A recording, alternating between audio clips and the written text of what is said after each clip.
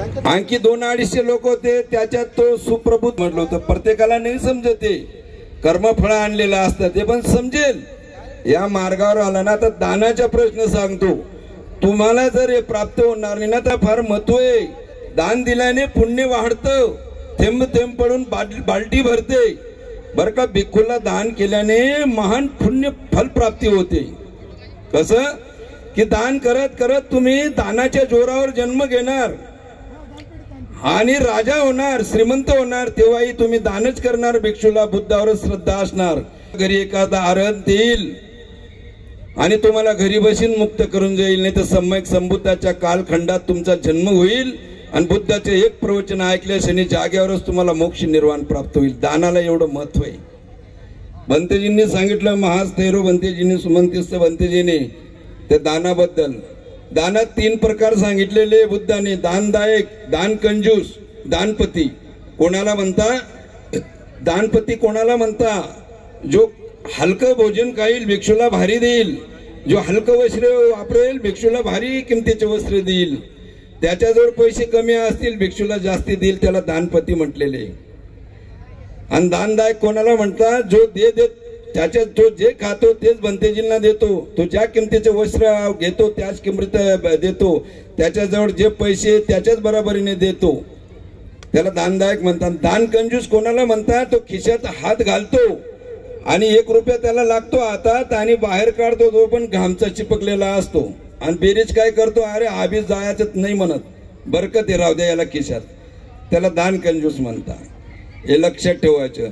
तर भंतेजींनी सांगितलं, धम्मपाल भंतेजी आज त्यांनी असं नाही बोलायला पाहिजे, त्यांच्या अंगावर चिवर आहे, मला माफ करा आणि हे करा.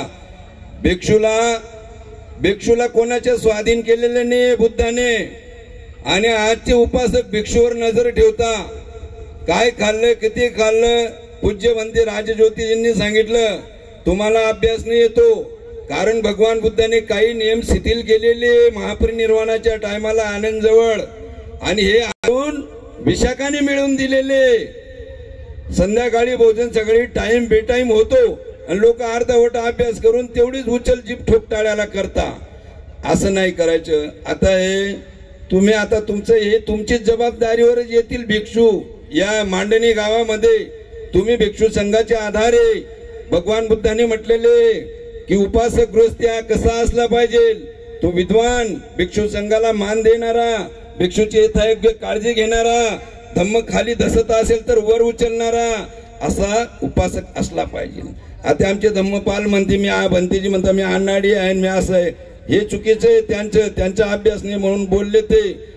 तर पटिसेन भिक्षू होता, त्याला 5 वर्षे गाथा म्हणायला लावली, एकही गाथा येत नव्हती. परंतु भगवान बुद्धाने त्याला 3 विषयावर बोलले काया वाचा मनावरून. तर ती त्यांनी स्मरणात आलेली. आणि 500 स्त्रियांनी बोलवलं धर्मप्रवचनाला. तर त्यांना हसत होते ते की वयोवृद्ध आहे भगवान, याला काहीच येत नाही. परंतु जेव्हा बुद्ध जातात तर त्याला गोंधळात टाकण्यासाठी प्रयत्न करतात. तो पटिसेनाने 500 स्त्रियांना अर्हंत केलं की त्या दिनरात अभ्यास करत होत्या. हे भगवान बुद्धाचे जे ना एक कर्मावर येतं, हे लक्षात ठेवायचं. आज ते भिक्षू आहे साधे. आता त्यांचे गुरु पूज्य बनते सुमंतिस्थ जे महादेरो, पण एका झटक्यात शिष्यानेच या गावाचा इतिहास पुरा राज्यामध्ये पसरवून दिला. हा धम्माचा प्रसार झाला, सगळीकडे दिसता. हे त्यांनी काम केलेले असे. त्यांना तुम्ही वारंवार साथ दिली. भिक्षूंना साथ देणारे, मान देणारे उपासकच असता. परंतु आपले काही भारतीय बौद्ध महासभेचे लोक असे, त्रिलोक बौद्ध महासभेचे, की बुवा आम्ही भिक्षूला वंदन करत नाही, मान देत नाही आणि गटतटाने भिक्षूला उभा राहायला पाहतात ते. परंतु ते असं करायचे नाही. आणि आम्ही भिक्षूला वंदन करत नाही. मग बाबासाहेबांनी का भिक्षू मागवला? चंद्रमणी भिक्षू डॉक्टर सिन्हाला सांगितलं भिक्षू कमी पडत होते, अजून घेऊन या म्हणे. त्यांनी असं सांगायला पाहिलं होतं, मी भिक्षूला बोलवणार नाही, मी एकटाच दीक्षा घेणार नाही. बुद्धाने बनवलेला नेम बाबासाहेबांनी तोडला नाही.